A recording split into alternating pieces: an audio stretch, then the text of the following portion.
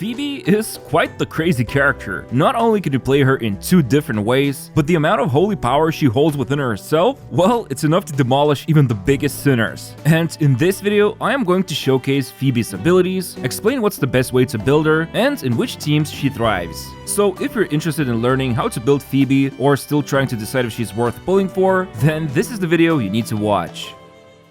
Quick disclaimer as always, this video contains test server footage, so content shown here and Phoebe's stats are subject to change. Okay, so here's why Phoebe is a very interesting character. Basically, she has two different playstyles. If she's in Absolution state, her damage becomes very potent, and you can play her as a main DPS. On the other hand, if you play her in Confession state, then her damage will be much lower, but she will apply tons of Spectrofrazzle debuff on enemies. This is a pretty simple damage over time effect that you can see here on the enemies, and it can stack up to 10 times. Each stack expires after about 3 seconds and then deals a small amount of damage. So as you can see, she's quite a unique character, but at the same time, her playstyle is easy to learn and satisfying to pull off. Well, at least to me personally. Alright, let's start from the beginning. Her normal attacks pew pew pew lasers up to 3 times, while her heavy attack shoots this small cloud of lasers in an area. Also, she has this pretty cool mid-air attack when you tap it. However, if you hold it down, she actually rides the staff and you can ride it for quite a while, since after riding it twice, you can use grapple or dash to reset it, and this means you can ride it a total of 6 times, which lets you cover pretty big distances. Just keep in mind, to ride it twice, you need her first inherent skill, Presence. Anyway, moving over to the Resonance skill, she will summon a ring of mirrors on the ground, which will immobilize enemies for 2 seconds, and then for 30 seconds, this ring will remain and will actually change Phoebe's attacks. If you fight inside the ring, her basic attack string changes to a 3-hit combo called Chamuel's Star. I don't know how to pronounce it. But if you attack outside the ring while the enemy is inside it, then her ranged attacks actually will pull them to the center and bounce around. Still, the short version of these benefits would be, if you fight inside the ring, her damage will be better, but outside the ring, she can crowd control enemies. Either way, just make sure the battles happen around this ring, whether outside or inside. Oh, and when the ring is summoned, you can also tap the skill button again to teleport inside it. Nice. Okay, now let's talk about those 2 states I've mentioned a minute ago. So, in order to enter one of these states, Phoebe needs to have a full bar of prayer, which is 120 points, and she gains 5 prayer points every 1 second, so you need to wait for those 24 seconds to pass, nothing else you can do about it. Luckily, prayer still builds up even when she's off-field, and you also start with full prayer when doing Tower of Adversity. Anyway, once the prayer forte bar is full, you can see her attack button is glowing in yellow, while the skill button is glowing in blue, and that's the indicator you can now enter one of these states. If you hold down the attack button, she will unleash a powerful Absolution Litany heavy attack and enter the Absolution state. Otherwise, if you decide to hold down the skill button, then she will unleash this other Confession attack and enter the Confession state. Regardless of which state you trigger, she will also apply 1 stack of Spectrofrazzle onto enemies. On top of that, both of these states grant 60 Divine Voice points, which is this new second forte bar above the prayer bar. It will be yellow for Absolution and blue for Confession. Oh, and of course, you can see after entering one of these states, prayer bar is emptied and you need to wait 24 seconds again for it to build up.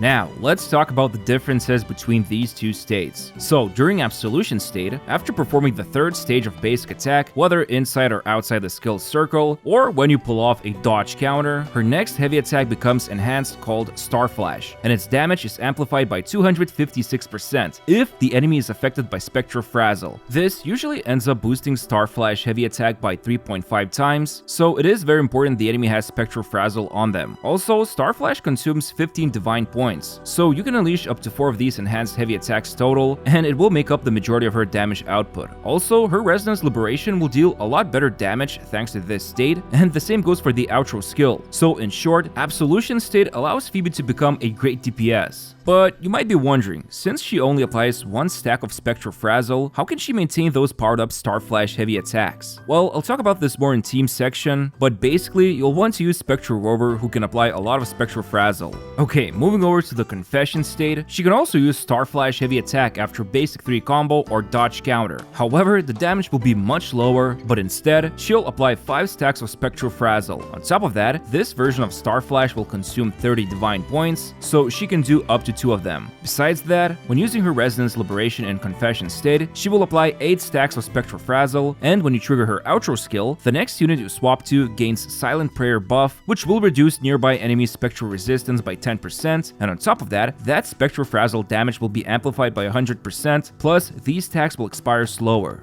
But to put it simply, Absolution state is for doing a lot of damage with Phoebe, while Confession state is there to apply tons of Spectral Frazzle if you ever decide you need it for any team comp. As of now, playing Absolution state is definitely the way to go, and here's an example of a rotation you can use. Assuming you start with her intro, use skill and the active echo, and follow up with her heavy attack to enter Absolution state. Then do her liberation, and afterwards, do the 4 Star Flash attacks in a row, which can be achieved by either doing the 3-hit basic attack string or the dodge counter. And then finally, use her outro. Keep in mind, since her Star Flash boosted damage depends on enemies having Spectral Frazzle on them, this rotation is made in mind with Spectral Rover. You should have good amount of stacks when doing Phoebe's intro after Rover, but you can also swap cancel in between Star Flash attacks to let Rover apply more Spectral Frazzle. Anyway, that's pretty much it how Phoebe works. Let's talk about her build. Alright, first thing to keep in mind, as you can see this damage chart, the majority of her damage output comes from heavy attack, but normal attack and liberation as well as outro damage all contribute pretty evenly. So her overall performance mainly leans on heavy attack damage if you play her in Absolution state. Regardless, here's the leveling priority of her abilities. Now, when looking at her weapon options, the beautiful Luminous Hymn Signature Rectifier is obviously going to be her best in slot weapon. And aside from providing massive critical rate substat, the passive provides 12% attack just like that, and when she deals damage with Spectral Frazzle, her basic and heavy attacks gain 14% damage bonus up to 3 times for 6 seconds, so 42% each total. And if that's not enough, after her outro skill, the damage for Spectral Frazzle is amplified by 30% for 30 seconds. So this is like a whole new separate outro skill she obtains. Anyway, looking at other 5 stars, String Master actually isn't that far behind from her signature. It's like 7% behind. But keep in mind, that's only when we're talking about her personal damage. Rhyme Draped Sprouts is also pretty decent, about 10% behind her signature in terms of personal damage. But as for Cosmic Ripples, yeah, it's a lot less potent, and it's roughly 19% behind her signature. And then as for 4-star options, the Battle Pass Rectifier Augment at rank 5 is actually pretty close to Cosmic Ripples. So for a 4-star, that's quite nice. And then there's Ocean's Gift, which you'll be able to obtain from a 2.1 event, and honestly, while it's behind the signature by about 25%, you can easily max out its rank, and it will be her default free-to-play option. However, the Craft Pole Waltz in Masquerade is also similar but slightly weaker than Ocean's Gift. And then finally there's Fusion Accretion, but it's the weakest option of all. Alright, moving on to the echoes and stats, no surprise here. The Eternal Radiance set is absolutely tailor-made for Phoebe, and you'll also want to use the Nightmare version of Aches as the active echo. Overall, this set provides Phoebe with 20% critical rate when she inflicts Spectral Frazzle, plus she also gains a whole bunch of spectral damage bonus. In short, this set compared to Celestial Light ends up about 15% better, so I do recommend farming for it. And keep in mind, her echo damage is also great because it will be more effective when enemies are affected by the Frazzle. Now, as for the loadout, as always, good old 43311 is the best choice here. Go for crit rate or crit damage for the 4 cost, then double spectral damage for 3 cost echoes, although if you're having crappy luck, then using attack main stat is fine, but you will lose out on a bit of damage. And as for 1 cost echoes, you won't believe this, but attack percent. Crazy, right? Finally, for substats, focus on critical rate and damage as always, attack percent, then heavy attack damage, and flat attack. However, try to get at least 1 or 2 rolls onto energy regen, since she does need about 10 to 13% of it.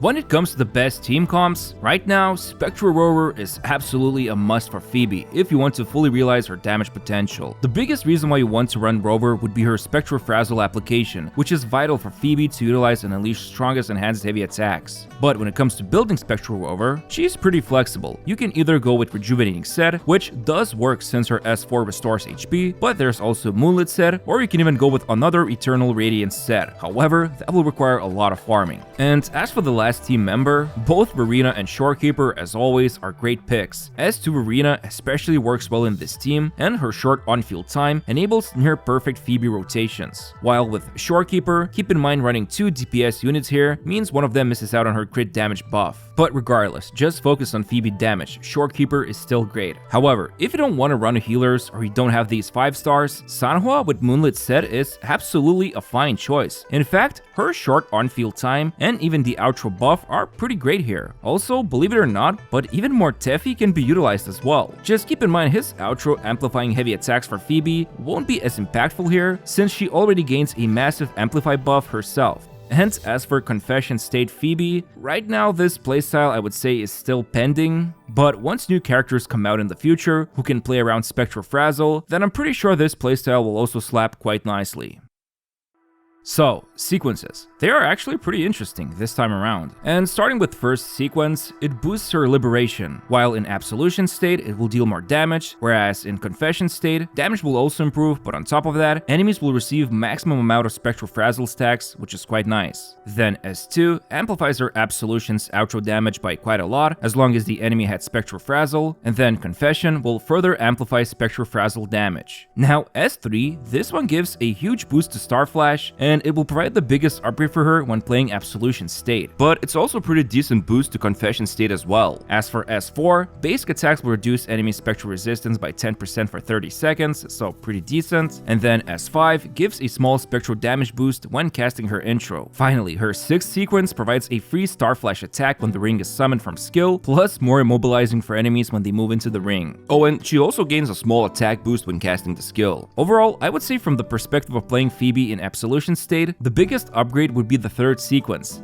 But when it comes to getting her signature or the sequences, I'd say the signature weapon is a better choice, but then I'd definitely focus on obtaining her sequences afterwards, because they will feel rewarding for both of her playstyles. Anyway, that's pretty much it when it comes to Phoebe. I'd say overall she seems like a pretty exciting unit to pull for, especially if you enjoy the Spectral attribute, since now you can literally play mono Spectral teams, and while at the moment playing her in Absolution state seems to be the best bet, her Confession state even now seems quite fun, at least in open world. But once more and more new units come out in the future, her Spectral Frazzle application might become quite relevant. But yeah, hope you found this video useful, and I'd really appreciate it if you could press the like button on this video and subscribe to my channel. Thanks, and see you next time.